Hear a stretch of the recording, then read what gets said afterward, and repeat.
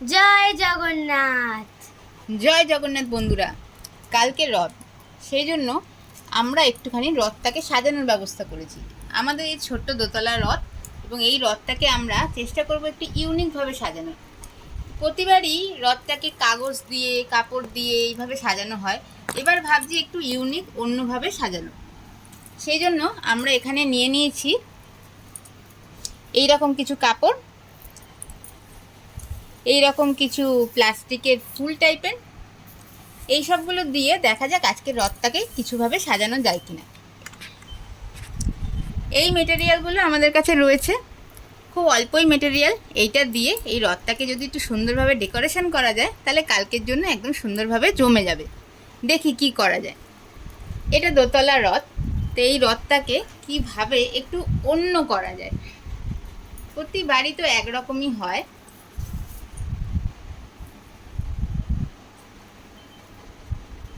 এইটাকে ভাবছি এইভাবে সুন্দর করে এখানে আটকে দেবো, দেখতে তাহলেই একটা সুন্দর হয়ে যাবে।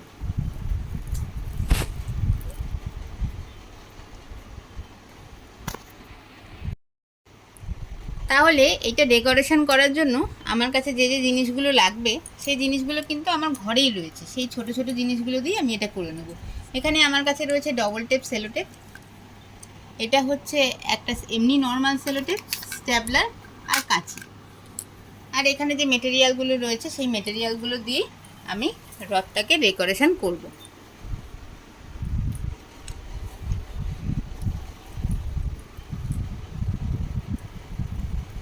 প্রথমে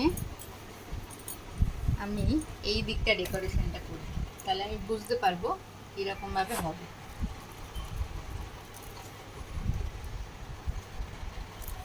দুদিকে যে সেলোটেপটা পাওয়া যায় সেটা দিয়ে আমি ডেকোরেশনটা করে দেবো। এখানে আটকানো যাবে মনে হচ্ছে, তা না হলে এটাকে আবার সুতো দিয়ে সেলাই করতে হবে।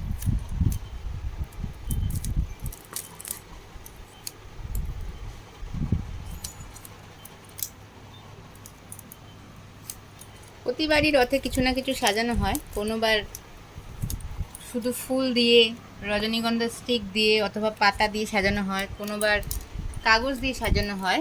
কিন্তু এইবার একটুখানি পদ্ধতিটা অন্য করেছি, কারণ প্রতিবার একই রকম জিনিসটা দেখতে ভালো লাগে না। তবে আইডিয়াটা কিন্তু আমার মেয়েরই।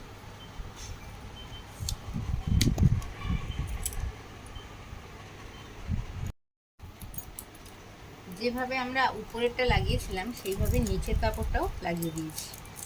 তো আমাদের মোটামুটি এইরকম লাগছে, ফিনিশিং দিয়ে এরকম লাগছে। পিছন দিকটা দেখাচ্ছি। যেরকম বলেছিলাম নিচে আমরা ইয়েলো দেব, তো ইয়েলো দিয়েছি। আর এই সব কাপড়গুলোই কিন্তু চেরি কাপড়,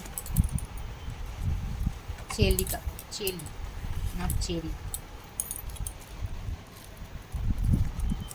এবারে উপরটা বাকি, শুধু উপরটা করবো, আর একটু ফিনিশিং দিতে হবে, সেটা দেবো, তাহলেই হয়ে যাবে। এটাও আমরা ইয়েলো কাপড়ই ইউজ করছি, কারণ এখানটা পিঙ্ক, ওই জন্যই ইয়েলোটা বেশি ভালো যাবে, মানাবে।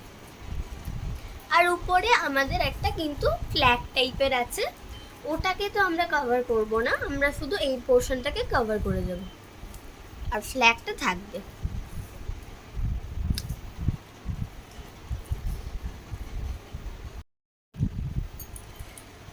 সো তাহলে দেখো বন্ধুরা, যদি তোমরা এরকমভাবে সুন্দর করে রথটাকে সাজিয়ে নিতে পারো, তোমাদের কাছে পুরনো রথ থাকলে তোমরা এরকম অল্প অল্প জিনিস দিয়ে রথটাকে সুন্দর করে সাজিয়ে নিতে পারো।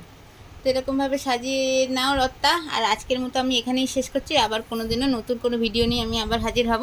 ততক্ষণের জন্য বাই। আর তোমরা আমাদের চ্যানেলটাকে সাবস্ক্রাইব করে নিও। আমাদের চ্যানেল নাম হচ্ছে হাবিজাবি, এবং এটাকে তোমরা লাইক করে দিও। বাই।